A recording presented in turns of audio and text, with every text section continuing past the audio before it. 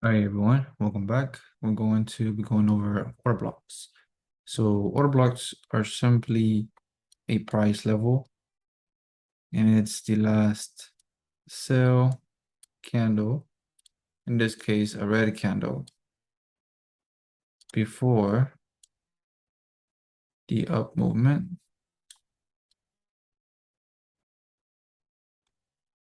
And then we have the last up candle before the down movement. All right. All right, these are order blocks. All right, order blocks are pretty much full body candle. All right, that's how they look. Now they're not gonna be perfectly full body, but they're mostly at least 80% full body. Okay. And then that open of the candle is known as a price level. Price level.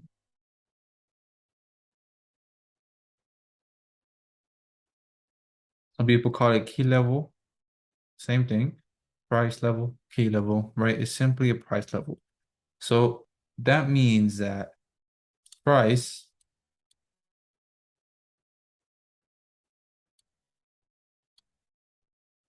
can come back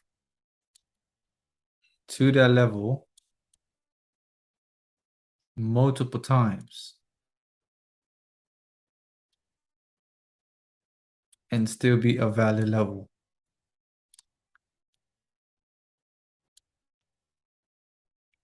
Because it's simply a price level, right? That also means that it's not going to respect it perfectly. There may be some slippage. And what that means is price can go to 50% of the order block, 50% right here,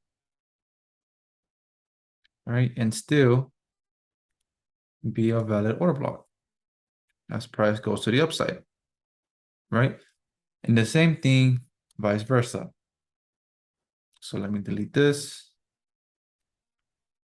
All right, same thing, vice versa.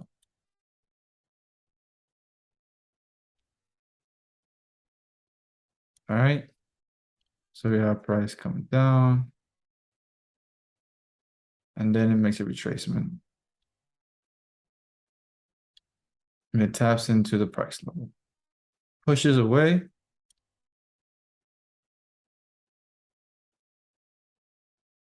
Right? And then it comes back up again.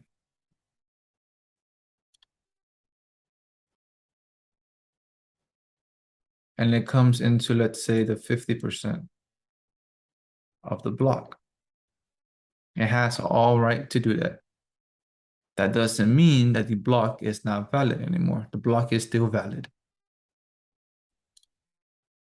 So it'll continue from there and then it'll fall, right? Because it's a price level, price can tap it multiple times and it's still valid. Okay. I feel like we have the misunderstanding or the misconception that the order block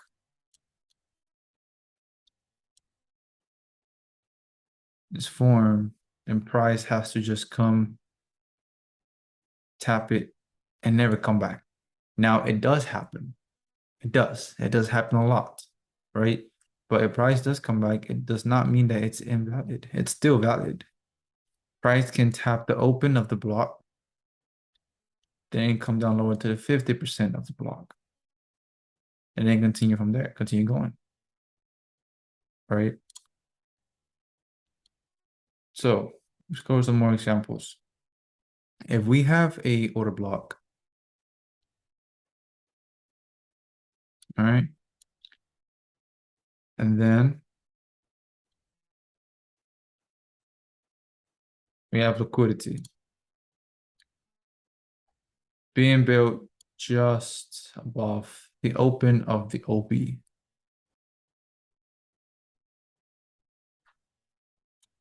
All right.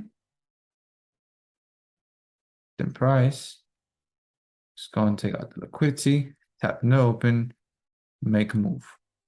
Now, let's say that this point here fails to take out this high. If price fails to take out that high, then this becomes weak. That will be a failure swing point. Okay, because it failed to take out the high. So that now becomes liquidity. So not the open anymore. Now we're looking at the 50%. The 50%. And then price goes back down, taps into it, and it goes. Remember, the market needs liquidity. It needs a reason to go to a certain price level or to a certain POI. It needs a reason. It can't just go there because it needs a reason. And this gave it a reason. All right. And the same thing, vice versa. So a order block is a full, almost full body candle, at least 80 to 90%, right? Now, a rejection block, a breaker block, they're also a order block. A rejection block is only a sub name, okay? And a breaker block is also a sub name. But at the end of the day, all two of those, or all three of them, let's say, are order blocks. All right, those two are order blocks. Rejection blocks and breaker blocks are just simply order blocks. But these names that they have are just sub names, okay? So all three of these are order blocks. Order blocks, breaker blocks, rejection blocks. They're just order blocks, okay? But these are the sub name, rejection block, breaker block, just to help you identify it on the charts, all right? But that's what an order block is. Okay, so now let's get into the rule of a order block. That is applies to all the order blocks that I just mentioned. All right. In order to make a order block valid, we need liquidity above or below. So we have our block here and our block here.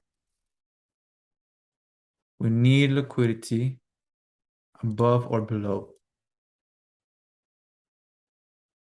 to make it a valid order block. Okay, we must have liquidity. So we need liquidity above or below, okay, depending on where the block is at, to be a valid OP. All right, simple as that. Now, when we have our order block, in other words, our point of interest, all right, you have to watch how price is being delivered. All right, so let's say that you have a limit, for example, here. All right, but there's no liquidity resting above the OB. So you shouldn't have that buy limit. Okay, so you remove it, and then this happens. Price never taps it, builds liquidity, then taps, then it goes. So you remove your limit, and after you removed it, price tapped and went. Because at this point, it met your rules. So what I'm trying to say is you have to see how price is being delivered or how price is approaching your POI. Okay? You're not gonna always get that perfect structure point just sitting above that order block. It's gonna be times where there's nothing. There's nothing, so you have to wait for it to form above the OB. Then you take the trade. Okay? Well, that's it, order block. That's it for now. On to the next one.